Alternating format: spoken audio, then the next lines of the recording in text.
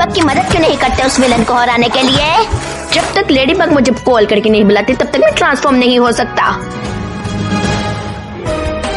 जल्दी बुलाओ my lady. अच्छा और समझदार पर्सन चूज करूंगी। ये सारे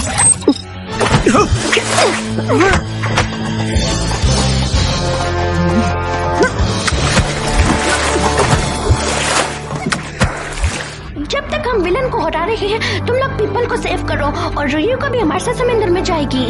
मैट्रिक्स मिसिंग है, कहीं वो मेंढक तो नहीं बन गया? परेशान होने की बात नहीं, वो हमें जल्द से जल्द मिल जाएगा। किंग मक्की के बारे में क्या ख्याल है? उसकी बात मत करो। Let's go वॉयाज।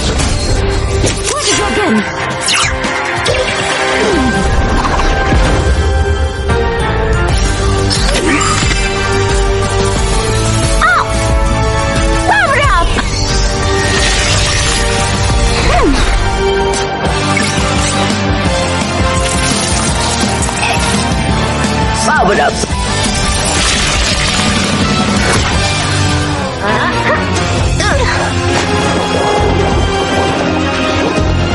लेडीबग ने सारों को बुला लिया, मुझे छोड़ के। ऐसा क्यों है ज़ुपू?